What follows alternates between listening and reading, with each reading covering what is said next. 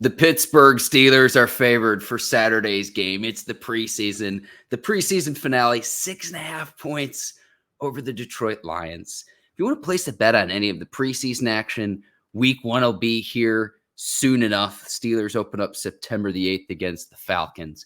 BetOnline.ag is the place to do it. You can use our promo code. That's Bleav. You can see that on your screen right now. That's BLEAV to get started and get in on the action over at betonline.ag. BetOnline, the game starts here. Welcome into the Bleav in Steelers show. My name is Mark Bergin, and I've got a guest today. We've got Jack Cavanagh on from Bleav in Lions. We bring him in now. Jack, it is good to see you, my friend. It's been too many moons. In the Sean Sweesum jersey in the background. You are a friend of the Pittsburgh Steelers with a jersey of that caliber. He's from your hometown. We were talking some before the pod, but it is good to see you, my friend. It is great to see you. It is great to be back chatting, back on the Bleav in Steelers podcast. So happy to be here. And of course, always a friend of the Pittsburgh Steelers. Got to rep the Sean Sweesum jersey. Great to catch up, though. I'm excited to get together here. Yeah, and Jack is one of the men with the most fiercest mustache in the biz. Steelers, Lions, that's why we're doing this show today. You're the host of Bleav in Lions. I want to ask you this because the Steelers quarterback battle rages on. It's going to be Russell Wilson week one, I promise you. Are you okay if Russell Wilson and Justin Fields score more than 3 points? Because we're coming off a 3-point, almost a nothing burger against the Bills. Is this okay with you, my friend? I am all right with it. I am more than okay with it, especially Justin Fields was a weird guy for the Lions to play. It was just always something. I don't know what it has been about the Lions for the past 3 years since Dan Campbell took over. They are great. Last year, even they were great against the run, unless it was a running quarterback. If it was a running quarterback, then all bets were off and they were going to go for over 100 yards. So I'm okay with it. I'm expecting it, especially because I don't expect to see a whole bunch of starters for the Lions in this preseason game. It's just not Dan Campbell's MO. He would rather have the guys battling for the roster spots rather than risk an injury to the starters. It's Dan Campbell's philosophy that, hey, you're going to get what you need in practice. And so I'm all right with it. And so, yeah, I am fully expecting a better performance from Justin Fields and Russell Wilson. And I expect Fields to give the Lion fits again. It makes sense coming off an NFC Championship appearance. So I'm not going to question the methodology, and a coach is well respected as Dan Campbell coming into this game. And it is preseason. What I've kind of been telling myself, and this has been helping me sleep at night, Jack, is that a year ago, we saw Kenny Pickett and the Steelers, 5 drives, 5 touchdowns in the preseason. We were pumped. And see, this year, it's like, I haven't really liked what I've seen in the preseason offensively. New offensive coordinator with Arthur Smith, new quarterbacks, Russell Wilson, Justin Fields. But the preseason is like a war reenactment. And I've said this on this show, and I'll say it again. It looks like the real thing. It feels like the real thing. It is not the real thing when it comes to, does this have any bearing come the regular season? No, absolutely not. It has some bearing on individual players making individual plays sometimes, but not even always, like we saw last year with Kenny Pickett. And so, especially when you have an offensive coordinator like Arthur Smith, and I know he gets a lot of hate for his time with the Atlanta Falcons, but he is a good offensive coordinator. He is a creative offensive coordinator. It doesn't feel like it because he doesn't feed his star wide receiver, which we hope for. He didn't get Kyle Pitts all the touchdowns that we wanted, but he is a creative mind when it comes to calling plays, designing an offense. He's not going to do that in the preseason. He's not going to open up the playbook completely. And when you've got a guy like Justin Fields, who, even though we don't expect him to start, might have some packages running the football, might have some packages with some trick plays, he's not going to show any of that. And even with Russell Wilson on the off-script stuff, they're not going to plan that. They're not going to have all the bootlegs and the rollouts. It is vanilla season in the offseason. And so I'm not surprised. I'm not too disappointed. I am hopeful that the Steelers can be a little bit better than we've seen so far, because the Steelers are just an easy team to root for. I mean, come on. We love to hear it, Jack Cavanagh. I want to ask you this as someone from afar and a team in a division that was competing against Justin Fields. If you're in the Steelers' shoes, it's going to be Russell Wilson to start the year. But say come week 18, I mean, what do you expect to happen? But I guess my question is this, Jack. Who should the Steelers start at the quarterback position? How they play this out throughout the course of the season is going to be fascinating. But I want to ask from your perspective as an outsider, of someone who talks to a lot of people in the league and a team that played twice a year against Justin Fields. Personally, I would go with Justin Fields. We know who Russell Wilson is, Okay. and I Yeah. understand why they're going with Russell Wilson. He's the steady veteran, he's the steady hand, he knows what he's doing. But the creativity and the ability to make plays with Justin Fields, with his legs, with his arm, with his ability to make people miss in the pocket, I think that is just so much harder to game plan for, especially like I mentioned with a creative offensive coordinator like Arthur Smith. There were even rumors that if Arthur Smith was still the head coach of the Atlanta Falcons, he was going to trade for Justin Fields. And so I think the way the Steelers want to play football, they want to run their offense where it's a run heavy scheme. You take your deep shots to George Pickens. Maybe you're taking deep shots to Brandon Aiyuk if that trade ever happens. Ooh, okay. But either way, I think the opening of the playbook, the new dimensions that Justin Fields allows for with his legs, I think that is what the Steelers should be aiming for. I understand why they're not, but I think if Russell Wilson struggles, and I do expect him to struggle early in the season, I think it's going to be a switch to Justin Fields. And it still might not always be pretty. Justin Fields did take too many sacks with the Chicago Bears. Part of it was the offensive line. Part of it is he holds the football too long. But the magical plays that he can make, the magical plays he made against the Lions so many times, that is something I just don't think Russell Wilson has anymore at this point in his career. Yeah, entering his 13th season this season and a future Hall of Fame quarterback, no doubt. You mentioned earlier the individual player performance. We're coming off a week where Broderick Jones, the team's first round pick a year ago, did not look good at the right tackle position. There's some rumors that he might be battling some sort of arm injury. He got worked. And you have Russell Wilson back there who's not quite as mobile as he used to be. That's something I'm looking for on Saturday when the Steelers and Lions play. Is that a one game where he just didn't perform well? Is this a lingering injury? Is it the muscle memory of, hey, I was expecting to play left tackle this year. The team's first round pick this year, Troy Fautanu, who's supposed to start at right tackle, with an injury to him, Broderick Jones has had to slide over to the right side. Dan Moore Jr., who's been the starter for the last several seasons, looks to start at left tackle. Like, what better way to negate that, though, would be to say, hey, we'll put Justin Fields back there with his mobility. So that is something I'm looking at this weekend. Again, I still think it's going to be Russ week 1 against the Falcons, but like a better way to negate that of if you're having protection issues up front is to have a guy who can wiggle when he goes back to pass and to force defenses to play 11 on 11. I'm going to piggyback off your point there, Jack, of you want to establish the running game. There's no better way to do that than to have the added dimension of the quarterback running the ball and having an additional blocker versus just snapping the ball and handing the ball off to your running back like you see traditionally with most offenses. And it just stops that defensive end from crashing down. Fortunately for Broderick Jones, he's not going to be up against Hendon Hutchinson because that could be scary. And thank you for that too. Yeah. And he is clearly such a talented football player. He has all the potential in the world.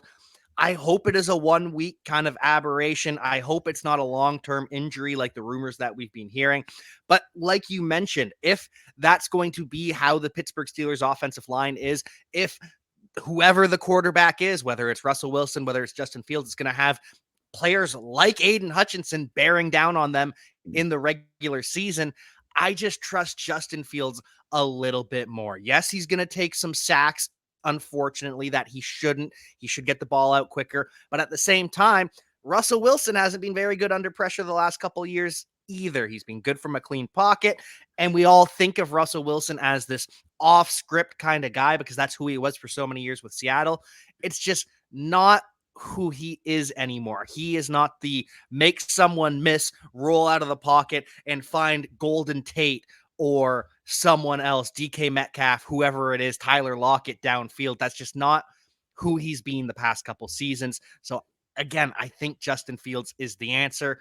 I don't think it's going to be week 1, but I think that long-term, or at least long-term in the season, it's going to be Fields.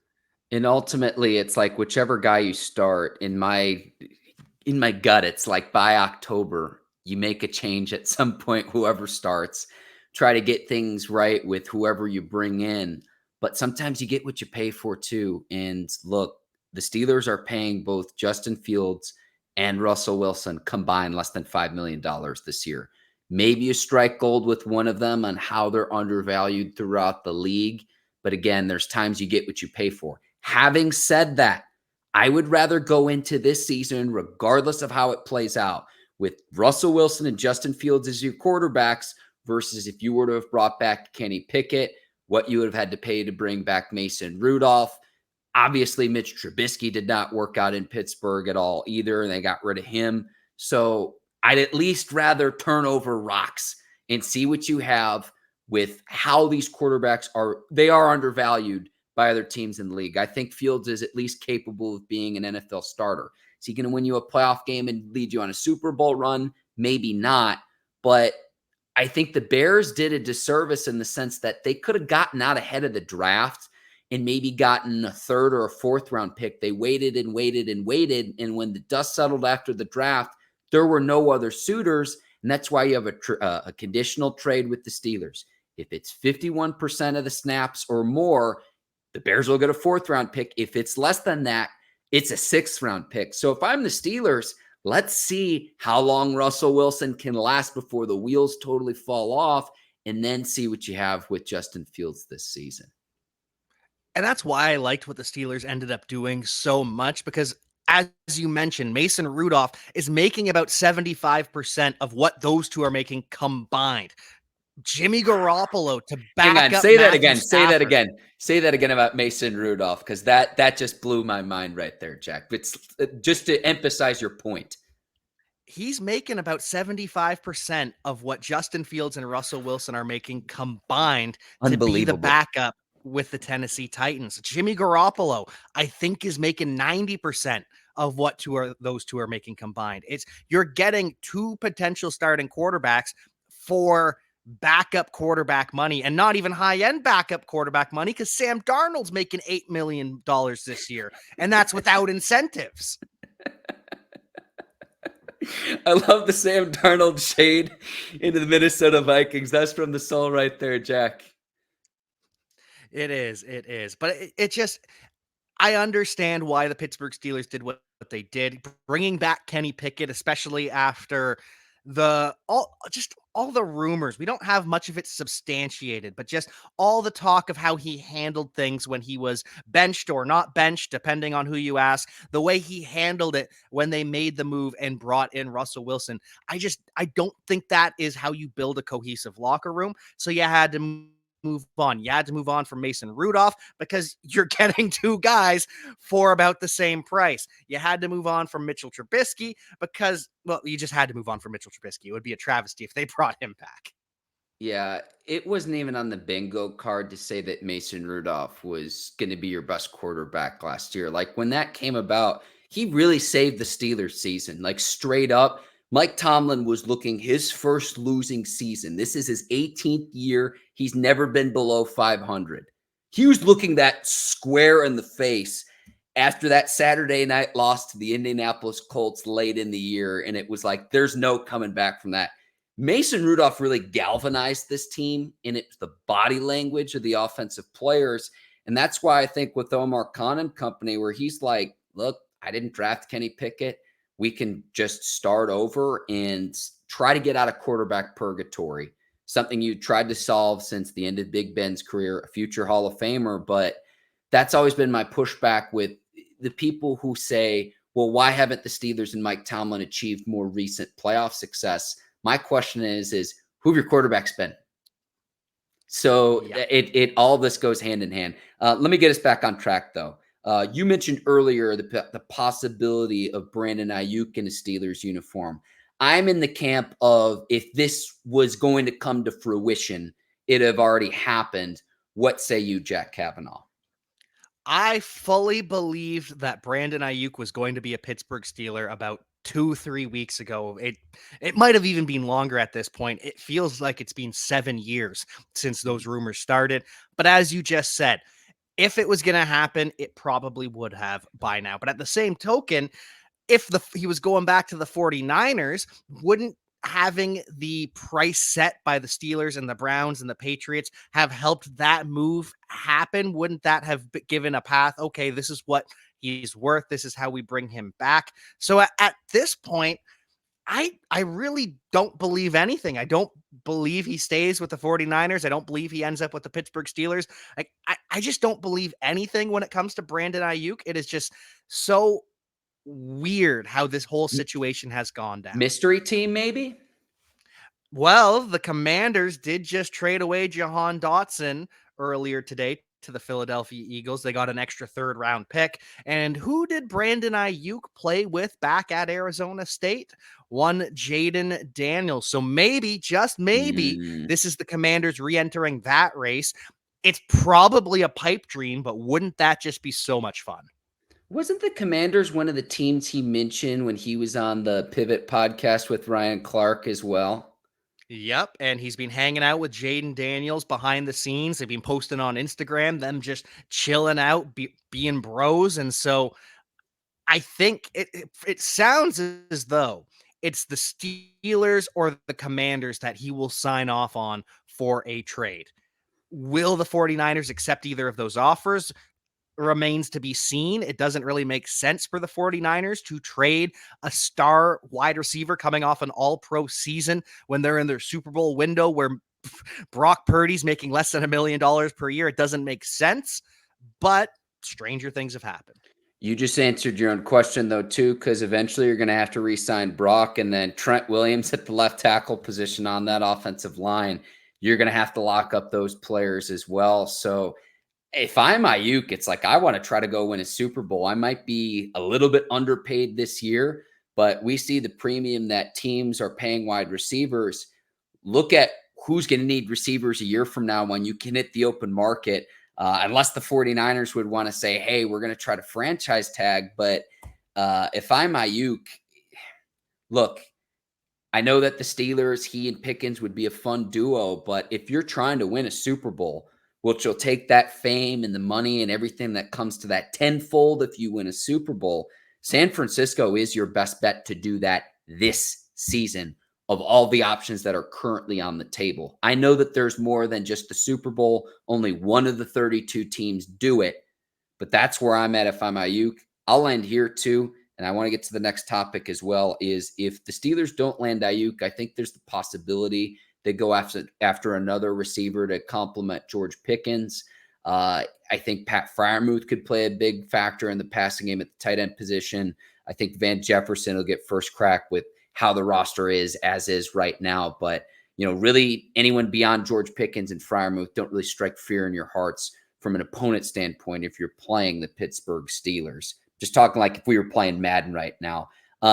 Super Bowls. Sports Illustrated picked your Lions to win Super Bowl 59. There used to be the SI curse. I don't know if this is a thing anymore. It's not like SI is a huge print publication like it was, say, 15, 20 years ago. What are your thoughts about this, though, Jack? Just because it was like, this is not Bizarro World.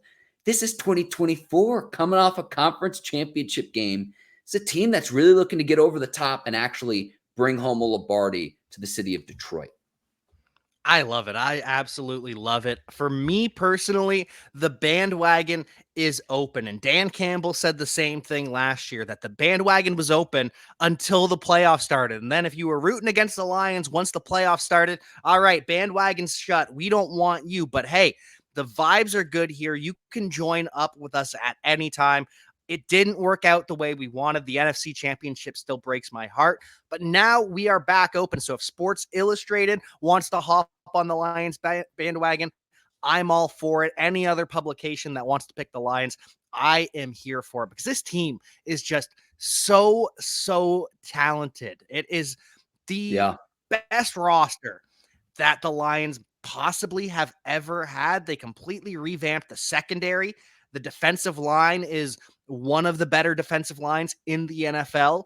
The offensive line is the best offensive line in the NFL. It's just strength on strength on strength. I'm so excited to see what the Lions can do this season. I understand why everyone's picking them to win the Super Bowl. And you just have to enjoy it. You just have to live in the moment and thrive off of it, honestly. Two-headed monster in the backfield, and it's a tough division. I mean, I think Minnesota is going to be down just given, Sam Darnold is their quarterback, but the Bears are on the up and up with Caleb Williams, and I've been watching Hard Knocks, and then the Packers had the youngest roster in the league last year, so that is going to be a brutal division to get through. But you got a two-headed monster in the backfield too with Gibbs and is it Montgomery, the two running backs you have? David Montgomery.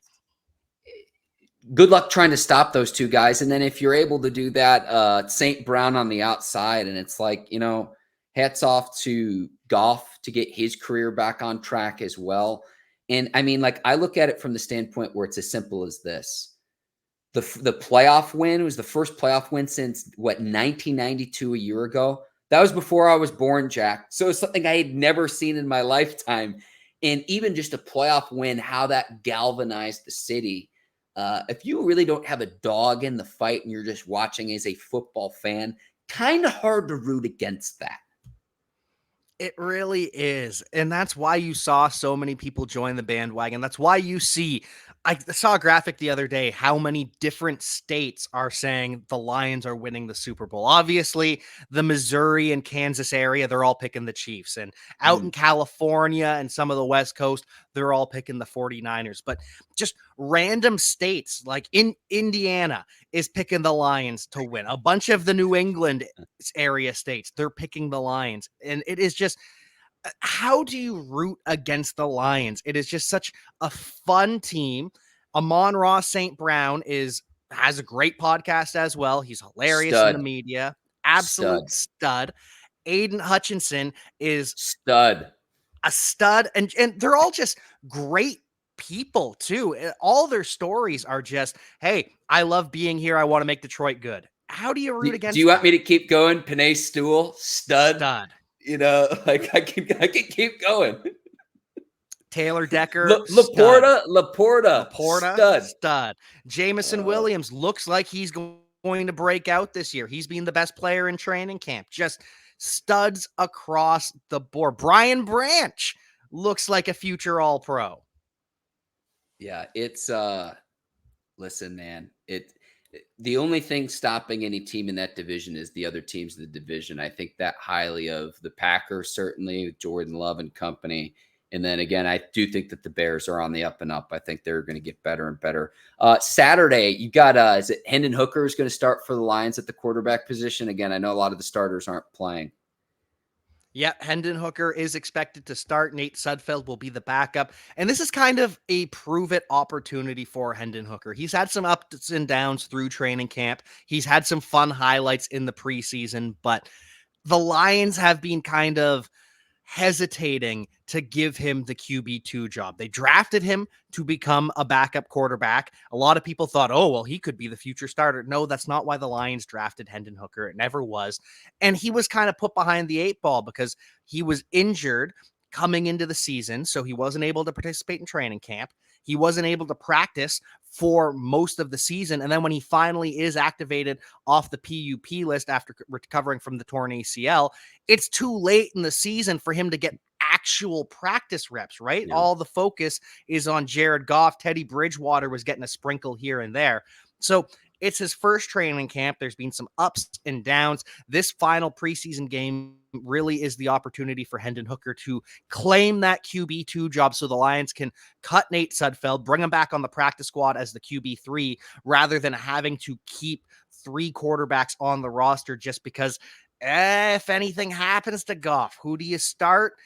That's one of the main things I'm looking at for the Detroit Lions this week. That and the receiver room, who is inactive for the receiver room, because the wide receiver 3 position for the Lions, that is honestly the only question mark I really have on this roster. It's Jameson Williams and Amon-Ra St. Brown as the 1 and 2.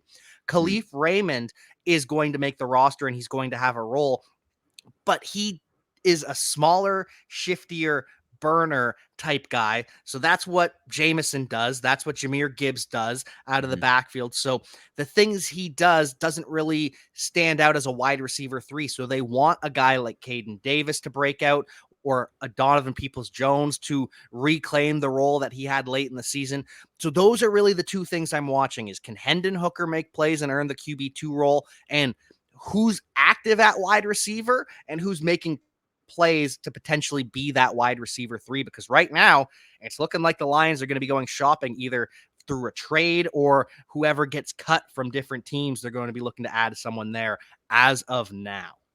Makes a lot of sense. For the storylines for the Steelers, we mentioned quarterbacks.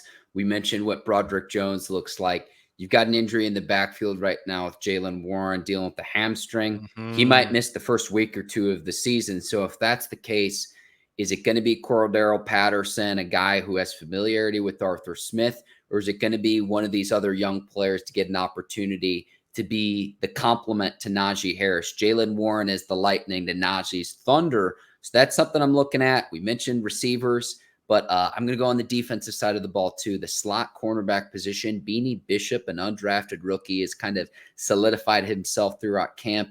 Thomas Graham Jr. in the mix as well. So that's kind of what I'm looking at for this final preseason game. Steelers starters expected to play, most of them. So again, what does Russell Wilson, what does Justin Fields look like? That's going to be the big thing Saturday. And again, I tell Steelers fans, a lot of them are losing their minds right now, Jack, with just how this preseason has gone.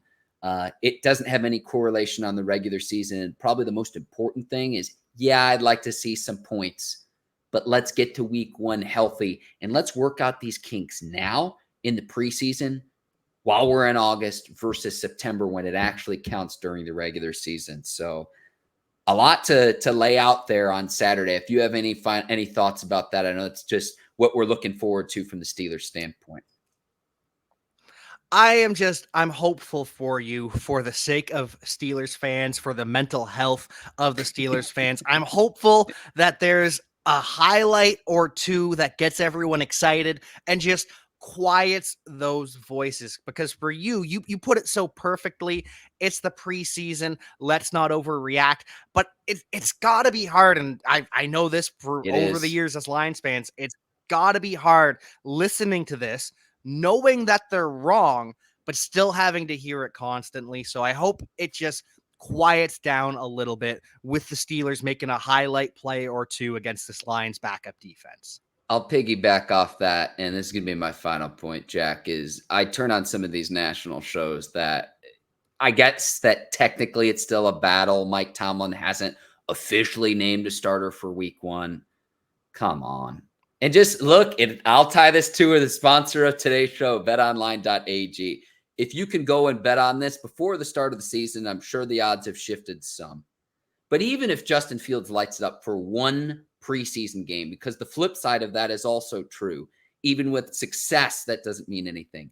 The preseason odds for Russell Wilson to start were minus 1,000 before training camp started.